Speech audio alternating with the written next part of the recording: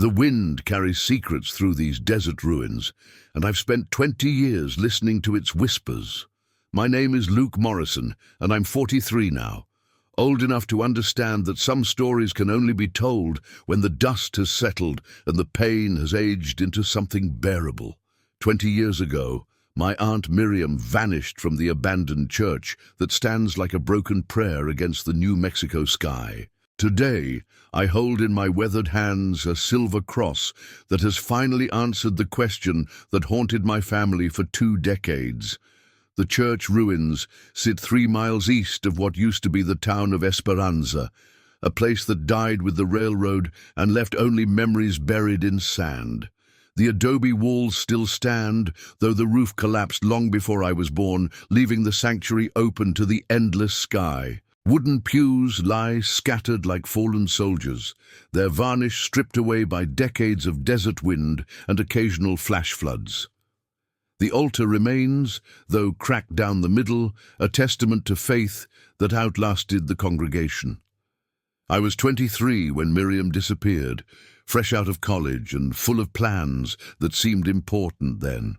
She was my mother's younger sister, 41 years old, with greying hair she kept in a simple braid and hands that were always busy with something useful. Miriam had lived alone since her husband died in a mining accident, supporting herself by teaching school in the county seat and tending a small garden behind her adobe house. She was the kind of woman who never complained about her lot in life, who found beauty in desert sunsets and strength in solitude. The morning she vanished was October 15th, 2004, and I remember it clearly because the air tasted of coming winter and the cottonwoods along the wash had turned the color of old gold. Miriam had driven out to the church ruins, something she did every few months to clean the debris from the altar and leave wildflowers in a mason jar. She said it was her way of keeping the sacred space alive, even though no congregation had gathered there in 40 years. My mother always worried about these solo trips, but Miriam insisted that the ruins brought her peace. Her truck was found 3 days later, parked beside the crumbling church walls with the keys still in the ignition. The mason jar sat on the altar, filled with desert marigolds and prickly pear blossoms, still fresh enough to tell us she'd been there recently. Her purse was on the passenger seat, her water bottle half empty, her reading glasses folded neatly on the dashboard. Everything was exactly as she would have left it, except for the fact that she was gone. The search lasted 2 weeks and involved every able-bodied person in 3 counties. We combed through the surrounding desert, following coyote trails and dry creek beds, calling her name until our voices were raw. The sheriff brought in tracking dogs, but the scent trail ended at the church altar and picked up nowhere else. It was as if she had simply stepped out of the world, leaving behind only the smell of her lavender soap and the echo of her laughter. I spent countless hours in those ruins during the weeks that followed, studying every crack in the walls, every shadow cast by the broken beams. The desert sun beat down mercilessly during the day, and at night the cold crept in through the gaps in the stone, making the whole structure groan like an old man settling into sleep. I would sit on the altar steps and try to imagine what had happened, what had drawn her away from her truck and into the vast emptiness beyond. The investigation went cold by Christmas, filed away with dozens of other unsolved cases in the county records. My mother never stopped hoping, setting a place for Miriam at every family gathering, but the rest of us learned to live with the empty space she left behind. I moved to Denver for work, came back for holidays, and gradually the sharp edge of grief wore smooth. The church ruins became just another landmark in the desert, a place I avoided because it held too much pain. 20 years passed like pages turning in a book I wasn't ready to read. I married, had children, built a life that seemed complete except for the questions that surfaced during quiet moments. What happened to Miriam? Did she walk into the desert and lose her way? Did someone take her? Did she choose to disappear? The not knowing was almost worse than any answer could have been. Then, 3 weeks ago, A flash flood tore through the area, the kind of sudden, violent storm that can reshape the landscape in a matter of hours. When the water receded, it left behind new patterns in the sand and exposed things that had been buried for years.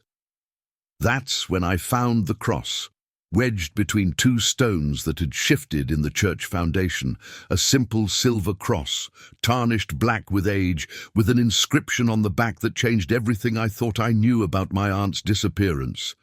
The cross sits on my kitchen table now, catching the morning light that streams through the window above the sink. It's smaller than I expected, no longer than my thumb, but it carries the weight of 20 years of wandering. The inscription on the back reads, "Para mi querida hermana, from your brother in faith, Father Miguel Rodriguez, 1923. I've stared at these words so many times that they've burned themselves into my memory, each letter a clue in a puzzle I'm finally ready to solve. I remember Father Rodriguez from my childhood, an ancient priest who served the scattered Catholic families in our corner of New Mexico until his death in 1987. He was a small man, with kind eyes and hands that trembled when he raised the communion cup. But his voice carried the authority of someone who had spent decades shepherding souls through the desert. My mother told me stories about how he would travel from ranch to ranch on horseback, carrying the sacraments to families who couldn't make the journey to town. The old church in Esperanza was Father Rodriguez's domain for over 50 years, built with his own hands and the labor of parishioners who donated their time and materials. The adobe walls rose slowly, one brick at a time, and the wooden pews were carved by a craftsman who traveled from Santa Fe specifically for the project. Father Rodriguez blessed every nail and board, every stone in the foundation, creating a sacred space that was meant to last forever. But nothing lasts forever in the desert, and the church began to crumble even before Father Rodriguez died. The roof leaked during the summer rains, and the winter winds found every crack in the walls. The congregation dwindled as young people moved away and old ones passed on, until there weren't enough families left to maintain the building. By the time I was born, services were held only on major holidays, and Father Rodriguez looked like a ghost haunting his own sanctuary. I was 12 when the roof finally collapsed, brought down by a spring storm that dumped 3 inches of rain in 2 hours. Father Rodriguez wept when he saw the damage, standing in the mud and debris with his hat in his hands, looking older than his 83 years. The diocese decided not to rebuild, and the church was officially abandoned, left to the elements and the slowly advancing desert. But Father Rodriguez never really left. Even after the diocese transferred him to a parish in Albuquerque, he would drive out to the ruins every few months, sweeping the altar clean and saying private prayers among the broken stones. Local families would find him there sometimes, kneeling in the dirt with his rosary beads, his lips moving silently as he communed with whatever presence he felt in that place. My mother said he believed the ground was still consecrated, that the sacred couldn't be destroyed by wind and rain. Miriam had known Father Rodriguez since she was a child, and she often spoke of how he had helped her through the difficult period after her husband's death. She would visit him at the parish in Albuquerque, driving the 2 hours each way, just to sit in his study and talk about faith and loss and the strange ways that God works in people's lives. When he died, she was one of the few people from our area who attended his funeral, and she kept a photo of him on her bedroom dresser. The connection between the cross and my aunt's disappearance isn't immediately obvious, but I've learned to trust the feeling that settles in my chest when I hold the silver pendant. It's warm to the touch, despite being buried in cold earth for decades, and it seems to pulse with a life of its own. I've been carrying it in my pocket for 3 weeks now, and it's become a talisman, a focal point for memories I had forgotten and questions I had stopped asking. I've been thinking about the conversations Miriam and I had about faith and mystery, about the things that happen in the desert that can't be explained by logic or science. She believed in signs and portents, in the idea that the dead could communicate with the living through objects and places that held special meaning. I was always skeptical of such things, but holding this cross has made me reconsider the boundaries between the possible and the impossible. The inscription troubles me because it suggests a connection between Father Rodriguez and someone he called Mi querida hermana, my dear sister. The cross was made in 1923, which would have been early in the priest's career, when he was still young and idealistic about his calling. Who was this sister? Was she a biological sibling, or someone he considered family in the spiritual sense? And how did this cross end up buried in the church foundation, only to be revealed 20 years after my aunt's disappearance? The Esperanza County Historical Society occupies a converted bank building on Main Street, its vault now serving as an archive for photographs, documents, and artifacts from the region's past. I've spent the last week there, hunched over microfilm readers and dusty file boxes, searching for any mention of Father Rodriguez or the mysterious sister referenced on the cross. The volunteer librarian, Mrs. Chen, has been patient with my requests, bringing me box after box of materials with the understanding that I'm looking for something specific but can't quite say what. The newspaper archives from the 1920s paint a picture of a community struggling to establish itself in the harsh desert landscape. Father Rodriguez arrived in 1922, fresh from seminary and full of enthusiasm for his first parish assignment. The local paper ran a small article about his arrival, describing him as a young priest dedicated to serving the spiritual needs of our growing Catholic population. He was 28 years old then, with dark hair and serious eyes, looking impossibly young in the grainy photograph that accompanied the article. I find references to his work throughout the decade: baptisms, weddings, funerals, and the slow progress of building the church. The construction took 3 years, with Father Rodriguez working alongside the parishioners, mixing adobe and laying stones with his own hands. The dedication ceremony in 1925 was attended by families from across the county, a celebration that lasted 3 days and included a barbecue, dancing, and prayers of thanksgiving for the completion of their sacred space.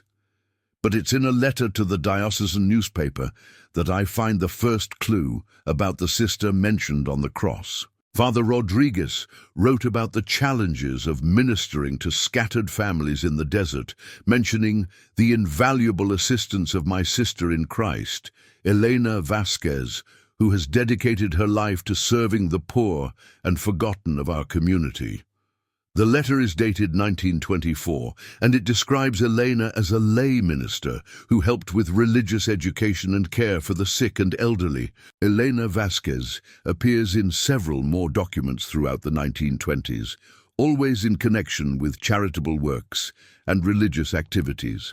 She was unmarried in her early 30s and had come to Esperanza from Mexico after the revolution, carrying little more than her faith and a determination to help others. Father Rodriguez clearly held her in high regard, describing her as a woman of exceptional devotion and compassion whose work among the poorest families has been a blessing to our entire community. The trail goes cold in 1928, when Elena's name disappears from the church records and local newspaper mentions.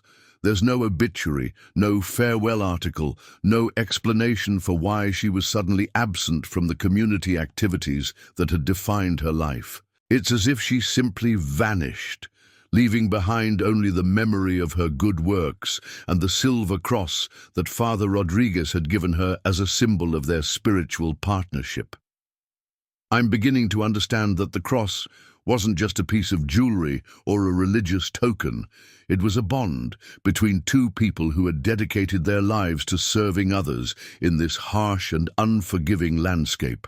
The inscription, "Para mi querida hermana," takes on new meaning when I consider it in the context of their relationship, not as biological siblings, but as kindred spirits united in their faith and their commitment to the struggling community of Esperanza. The parallels between Elena's disappearance and Miriam's are impossible to ignore. Both were unmarried women of strong faith who had dedicated their lives to helping others. Both vanished without explanation, leaving behind only questions and the ache of unfinished business. Both were connected to the church ruins, to Father Rodriguez, and to the cross that has now surfaced after decades of burial in the desert earth.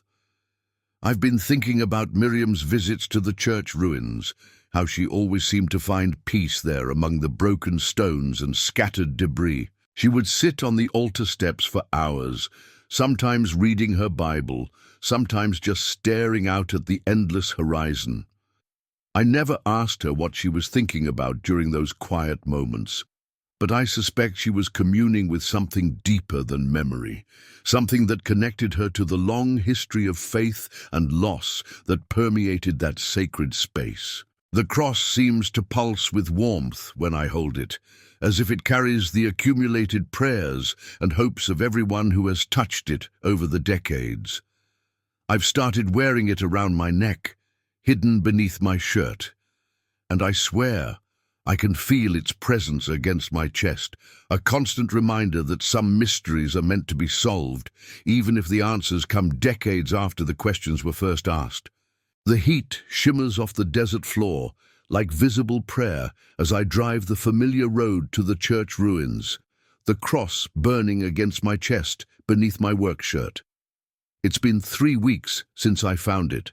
3 weeks of restless nights and questions that multiply like desert wildflowers after rain. The ruins appear gradually through the heat haze, their adobe walls the color of dried blood against the endless blue sky. I park where Miriam parked 20 years ago, in the shade of an ancient cottonwood that has somehow survived in this place of little water. The silence here is different from the quiet of empty houses or vacant lots. It's the silence of secrets held too long, of stories that have been waiting decades for someone to listen. I walk slowly toward the altar, my boots crunching on the gravel and broken glass that litters the ground. The wooden pews are more scattered than I remember, pushed around by flash floods and high winds, but the altar remains solid, its cracked stone surface still commanding respect even in ruins. I've brought tools this time, a small shovel, a brush, a metal detector borrowed from my neighbor who searches for lost coins on weekends. The spot where I found the cross has been nagging at me, the way the stones were positioned, the fact that it was buried exactly where someone kneeling at the altar would have been. It wasn't lost accidentally, it was placed there deliberately, hidden with the care of someone who expected it to be found eventually. The metal detector chirps softly as I sweep it over the ground near the altar, and I feel my heart rate increase with each electronic beep. There's something else here, something that has been waiting alongside the cross for someone to ask the right questions. I kneel in the dirt and begin to dig carefully, using the brush to clear away decades of accumulated sand and debris. My fingers find smooth stone first, then the edge of something that doesn't belong to the natural landscape. I work more quickly now, forgetting the heat and the sweat that stings my eyes, driven by a certainty that I'm on the verge of understanding something important. The object emerges slowly from the earth, a small ceramic tile, hand-painted with blue and white flowers, the kind of decorative piece that might have adorned a simple grave. Beneath the tile, I find more stones, carefully arranged in a rectangular pattern about 3 feet long and 2 feet wide. They're not the random scatter of desert rock. They're placed with intention, forming a border around a space that has been deliberately consecrated. As I clear away more dirt, I realize I'm looking at a grave, unmarked except for the painted tile and the silver cross that had been placed as a guardian over the final resting place of someone who mattered. The bones, when I finally uncover them, are small and delicate, wrapped in the remains of a simple brown dress that might have been beautiful once. There's no coffin, no elaborate burial preparation, just the careful placement of someone who had been loved and mourned in secret. A small leather pouch rests near where the hands would have been folded, and inside I find a rosary made of carved wooden beads and a folded piece of paper that crumbles at my touch. I can make out only fragments of the writing on the paper. Beloved Sister Elena, and called home to God, and a date that looks like 1928. The words are in Spanish, written in the careful script of someone who had learned to write in a different century. This is Elena Vasquez, the woman who had worked alongside Father Rodriguez, who had disappeared from the church records in 1928, who had been buried here in secret when the ground was still consecrated. The realization hits me like a physical blow. Miriam had known about this grave. Her visits to the ruins weren't just about maintaining a sacred space or finding personal peace. She had been tending to Elena's resting place, bringing flowers and prayers to a woman who had been forgotten by everyone except the priest who had loved her as a sister in faith. The cross had been Elena's, given to her by Father Rodriguez as a symbol of their partnership in serving the poor and forgotten. But how had Miriam known? And why had she kept the secret for so long?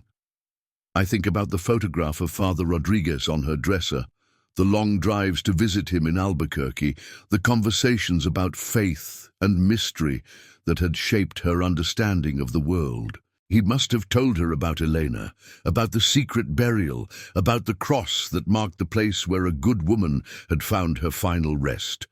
The desert wind picks up, stirring the dust around Elena's grave and carrying with it the scent of sage and creosote. I sit back on my heels and try to process what I've discovered. Not just the physical remains of a woman who died almost a century ago, but the emotional landscape of secrets passed from one generation to the next. Miriam had been the keeper of Elena's memory, the guardian of a story that couldn't be told while Father Rodriguez was alive. The revelation that Miriam had known about Elena's grave changes everything I thought I understood about my aunt's disappearance. I spend the rest of the day sitting beside the carefully arranged stones, trying to imagine the conversations that must have taken place between her and Father Rodriguez, the weight of carrying such a profound secret for so many years. The sun moves across the sky, painting the ruins in shades of gold and amber, and I begin to understand that this place had been sacred to Miriam in ways I never could have imagined. Elena's story emerges slowly as I piece together the fragments of information I've gathered. She had come to Esperanza as a refugee from the Mexican Revolution, carrying nothing but her faith and a determination to help others who had lost everything. Father Rodriguez had recognized her spiritual gifts and invited her to work alongside him, ministering to the poorest families in the scattered ranches and mining camps that dotted the desert landscape. Together, they had built something beautiful in this harsh place, a community of faith that transcended the boundaries of race and class. But Elena's health had been fragile, damaged by the hardships she had endured during the revolution and the difficult years that followed. She had hidden her illness from the community, not wanting to burden others with her suffering, and only Father Rodriguez had known how desperately she was fighting to continue her work. When she finally collapsed during a visit to a remote ranch, he had brought her back to the church, where she had died in his arms, asking him to bury her quietly in the consecrated ground behind the altar. The secret burial had been necessary because Elena was not technically a member of the parish. She had no family, no official status, no legal claim to rest in the small cemetery that served the Catholic families of Esperanza. But Father Rodriguez had known that she belonged to this place more than anyone, that her bones should lie in the soil she had served with such dedication. He had performed the burial rites alone under cover of darkness, and had marked the grave with the cross he had given her as a symbol of their partnership in faith. For decades, Father Rodriguez had been the only one who knew where Elena rested, the only one who remembered her name and her sacrifice. He had tended the grave in secret, bringing flowers and prayers to the woman who had been his spiritual sister, his partner in the work of building God's kingdom in the desert.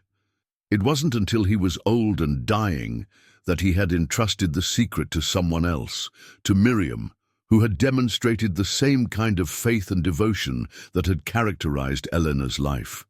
I think about the burden Miriam must have carried, knowing that Elena's memory depended on her faithfulness to a promise made to a dying priest. She had continued the vigil, bringing flowers to the unmarked grave, keeping alive the memory of a woman who had been forgotten by history but remembered by God. The monthly visits to the ruins hadn't been casual trips. They'd been pilgrimages, acts of devotion that connected her to a tradition of service that stretched back almost a century. The cross takes on new meaning as I hold it in the fading light, understanding now that it had been Elena's most treasured possession, the physical symbol of her calling to serve others. Father Rodriguez had given it to her as a recognition of her spiritual gifts, and she had worn it until the day she died. A reminder of the bond that connected her to the priest who had become her brother in faith. When he buried her, he had placed the cross over her heart, but it had somehow worked its way to the surface over the decades, emerging just when someone needed to find it. But this still doesn't explain what happened to Miriam 20 years ago. If she had been coming to the ruins to tend Elena's grave, what had drawn her away from her truck and into the desert? What had happened during that final visit that had prevented her from returning home? I study the gravesite more carefully, looking for any clue that might explain the connection between Elena's death in 1928 and Miriam's disappearance in 2004. The painted tile catches my attention again, its blue and white flowers still vibrant despite decades of exposure to the elements. There's something familiar about the pattern, something that tugs at the edges of my memory. I've seen tiles like this before, but not in a grave. They were decorative pieces, the kind that might have adorned a kitchen or bathroom in a house built during the 1920s. This tile hadn't been made for a grave marker. It had been taken from somewhere else, repurposed as a memorial when nothing else was available. As the sun sets behind the ruins, painting the sky in shades of red and purple, I make a decision that will change everything. I'm going to find out what happened to Miriam, and I'm going to start by following the trail that Elena's story has revealed. The two women are connected by more than just their shared devotion to this place. They're connected by a mystery that spans almost a century. A secret that has been waiting for someone to ask the right questions and listen to the answers that the desert has been trying to give. The county clerk's office opens at 8 in the morning, and I'm waiting by the door when the first employee arrives, Elena's painted tile wrapped carefully in cloth and tucked under my arm. The building smells of old paper and floor wax, and the fluorescent lights flicker with the uncertain energy of a place where bureaucracy meets human need. I've learned that the answers to old mysteries are often hidden in the most mundane places. Property records, death certificates, marriage licenses, and tax assessments that chronicle the ordinary details of extraordinary lives. Mrs. Patterson, the chief clerk, has worked here for 37 years and remembers my family from the days when my grandfather had to file mineral claims and water rights. She leads me to a table stacked with record books and explains the filing system with the patience of someone who has helped countless people trace their family histories. The books are organized by year and typee, their leather binding cracked and faded, but their contents preserved with the care of someone who understands that paper can outlast memory. The property records for the 1920s reveal a complex web of ownership around the church site. Father Rodriguez had purchased the land in 1922 with funds provided by the diocese, but the surrounding parcels belonged to various families who had homesteaded in the area during the early decades of the century. One name appears repeatedly in the records, Miguel Vasquez, who had owned a small ranch about 2 miles from the church and had sold parcels to several families over the years. Miguel Vasquez. The surname connects to Elena, and I feel the familiar tingle of recognition that comes when puzzle pieces begin to fit together. The records show that Miguel had owned his ranch from 1919 until his death in 1934, and that he had been survived by a daughter named Elena who had inherited the property. But the inheritance records show that Elena Vasquez had died in 1928 and that the ranch had been sold to pay debts and taxes. I find the death certificate for Elena Vasquez in a file marked "Deceased, no next of kin." The document is handwritten in the careful script of a small-town doctor, and it lists the cause of death as consumption, tuberculosis, the disease that had claimed so many lives in the desert communities of the 1920s. The date of death is listed as October 15, 1928, exactly 76 years before Miriam disappeared from the church ruins. The coincidence of the date sends a chill through me that has nothing to do with the air conditioning in the clerk's office. October 15th. The same day, 76 years apart. Miriam had disappeared on the anniversary of Elena's death, and I can't believe that this is just a random coincidence. There's a pattern here, a connection that reaches across the decades and links two women who had never met, but who shared a devotion to the same sacred place. I ask Mrs. Patterson about the tile, showing her the painted ceramic piece that I found marking Elena's grave.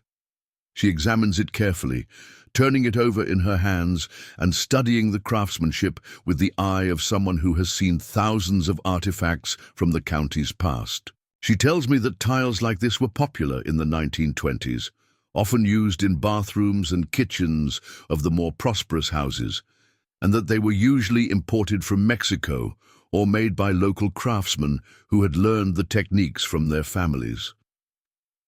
The breakthrough comes when she mentions the Vasquez ranch house, which had been known for its beautiful tile work that Miguel had installed as a wedding gift for his wife.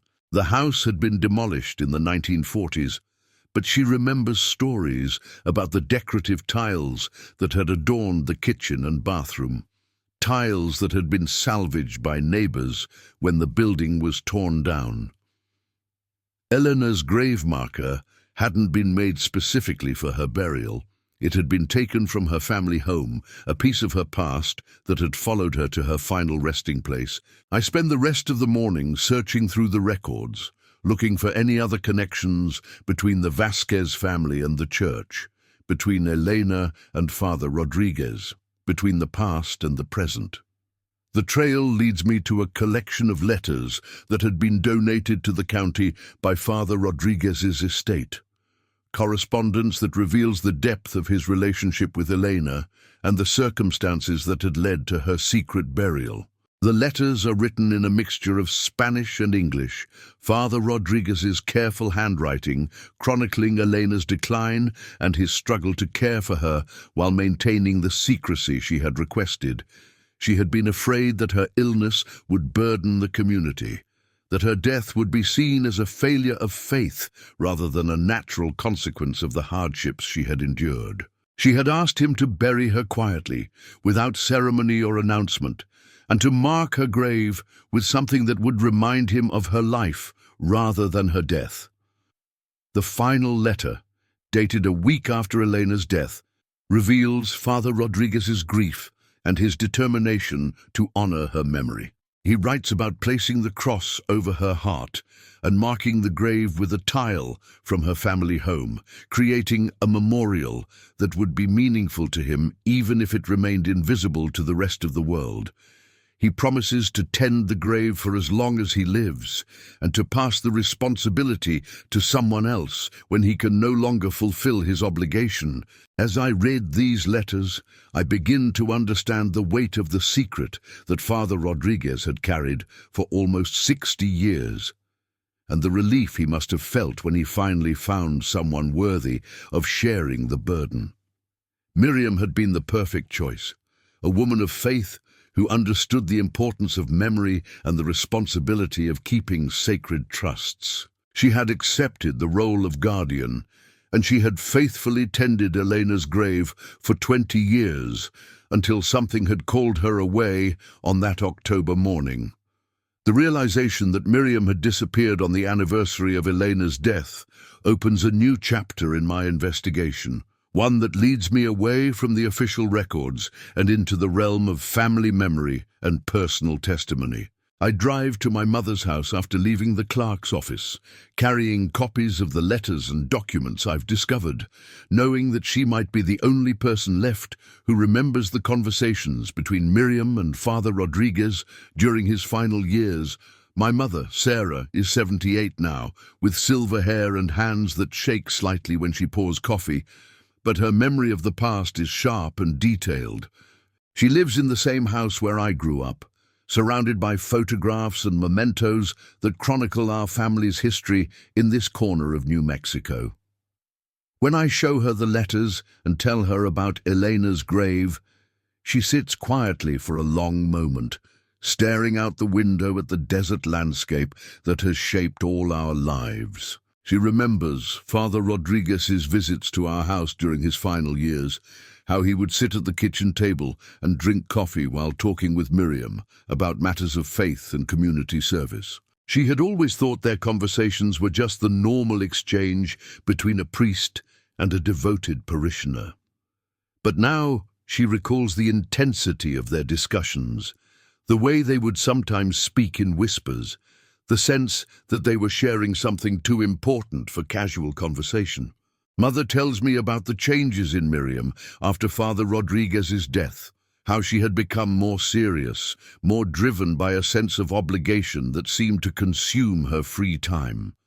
The monthly trips to the church ruins had started then, justified as a way to maintain the sacred space and prevent it from being completely overrun by desert vegetation. But Miriam had always returned from these trips with a sense of peace that suggested she was fulfilling some deeper purpose. The anniversary connection troubles my mother as much as it does me. She remembers that October 15th had always been a difficult day for Miriam, though she had never explained why. Miriam would become quiet and withdrawn as the date approached, and she would often disappear for hours, returning home with the smell of desert sage in her hair and a look of profound sadness in her eyes. Mother had assumed it was connected to her husband's death or some other personal loss, but she had never pressed for details. I show her the painted tile from Elena's grave, and she recognizes it immediately.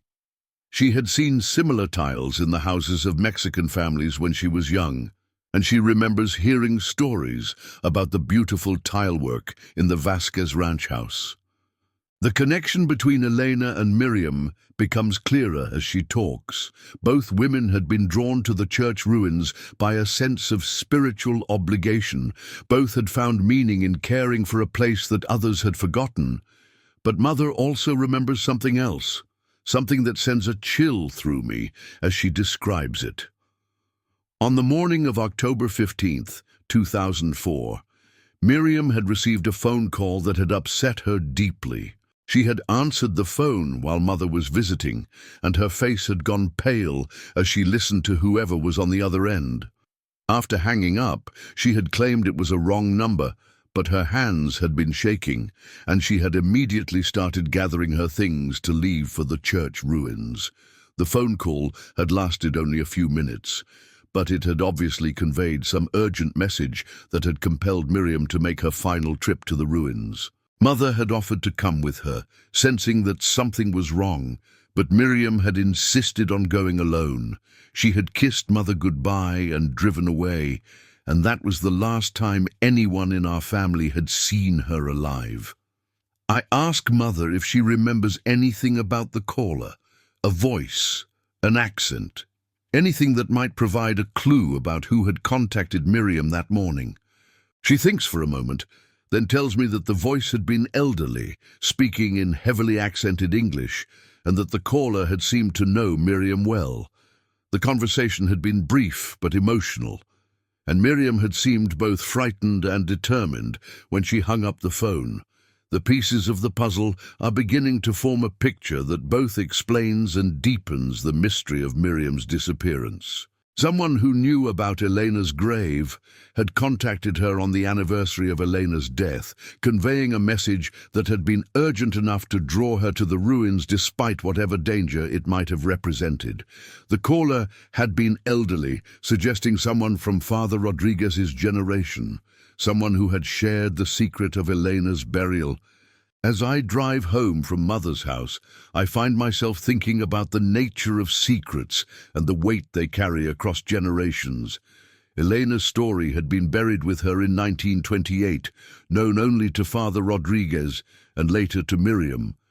But secrets have a way of surfacing, especially when they involve matters of love and loss and the unfinished business of the human heart. Someone else had known about Elena.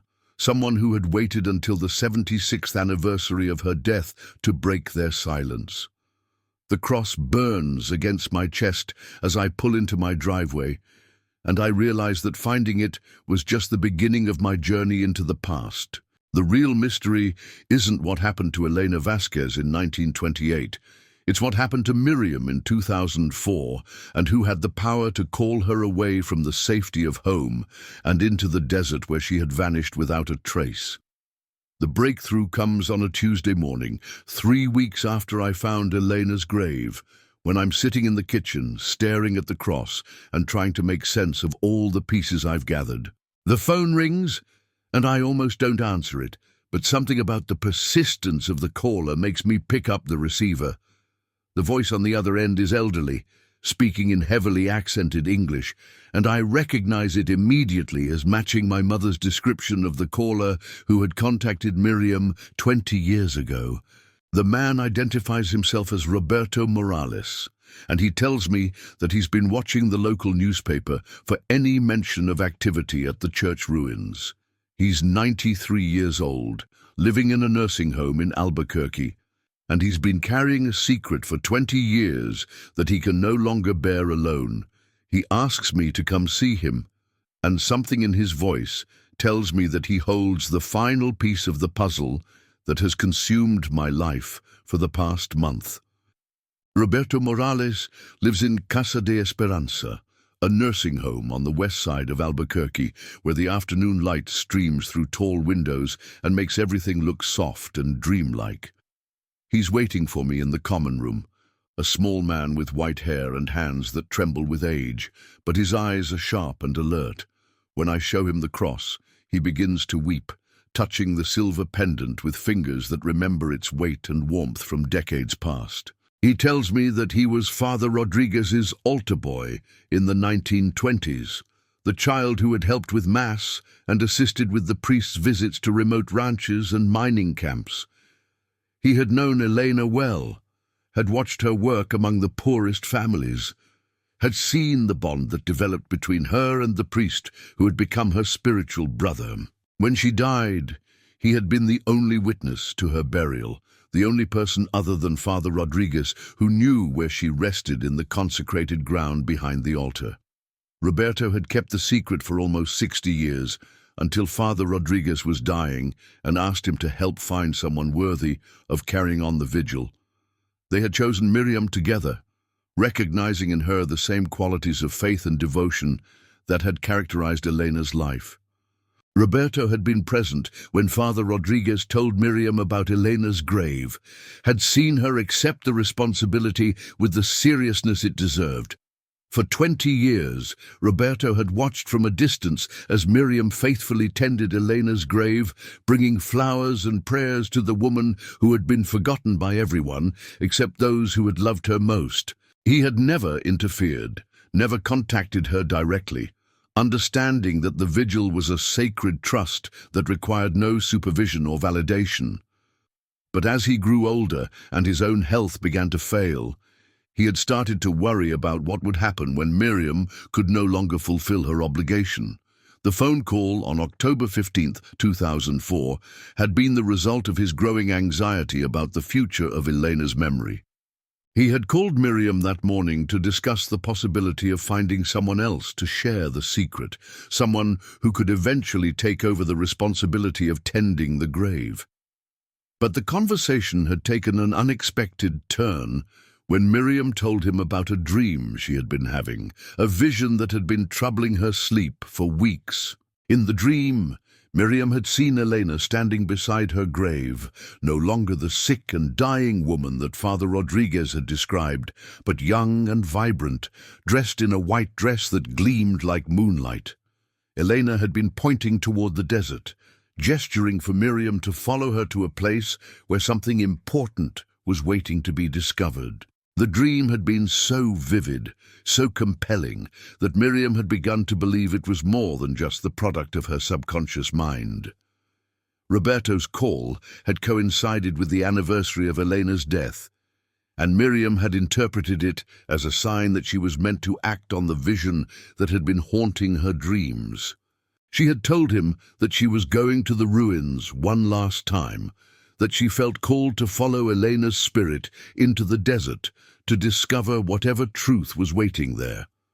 Roberto had tried to dissuade her, but Miriam had been determined, convinced that Elena was trying to communicate something important from beyond the grave. That was the last conversation Roberto had with my aunt, and he had been tormented by guilt ever since, wondering if his call had somehow precipitated the events that led to her disappearance. He had contacted the sheriff's department during the search, but he had been afraid to reveal the full truth about Elena's grave and the burden of secrecy that had shaped Miriam's relationship with the ruins. He had told them only that Miriam had been upset by their conversation, not the specific details that might have helped the investigation. As Roberto tells me this story, I feel the final pieces of the puzzle clicking into place. Miriam hadn't been taken by force or lost her way in the desert. She had followed what she believed was Elena's spirit into the wilderness, pursuing a vision that had promised to reveal some ultimate truth about the woman whose memory she had guarded for 20 years. It was an act of faith that had cost her everything, but it was also consistent with the spiritual devotion that had defined her entire life. Roberto reaches into his bedside table and pulls out a small wooden box, its surface worn smooth by decades of handling. Inside, wrapped in faded tissue paper, is a photograph of Elena Vasquez taken sometime in the mid-1920s. She's standing beside the half-built church, wearing a simple dress and holding a bouquet of desert wildflowers, her face radiant with the joy of someone who has found her purpose in life. It's the only known photograph of the woman whose grave I discovered, and Roberto gives it to me with the solemnity of someone passing on a sacred relic. I drive back to the ruins that evening, carrying Elena's photograph and Roberto's blessing to finally tell her story to the world. The cross hangs around my neck, no longer a mystery, but a bridge between past and present, between the living and the dead. As I kneel beside Elena's grave in the fading light, I understand that finding her remains was only the beginning of honoring her memory. The real work lies in ensuring that her story and Miriam's sacrifice are never forgotten. The desert wind carries the scent of sage and the promise of rain as I place Elena's photograph beside the painted tile that marks her grave. I think about the chain of guardianship that has protected her memory for almost a century. Father Rodriguez, then Miriam, then Roberto, and now me. Each of us has carried the burden in our own way, but all of us have been united by the understanding that some stories are too important to let die. Miriam's fate remains a mystery that may never be fully solved, but her purpose is now clear. She had been the keeper of Elena's secret, the guardian of a woman's memory, the link between a forgotten past and an uncertain future. Her disappearance was the final act of a life dedicated to service, a journey into the desert that was both an ending and a beginning. The cross burns warm against my chest as darkness falls over the ruins, and I know that Elena's story will live on, carried forward by new voices and new guardians who understand the sacred nature of remembering those who have been forgotten by time. If you like this story, leave a like and subscribe to our channel so you don't miss the next stories.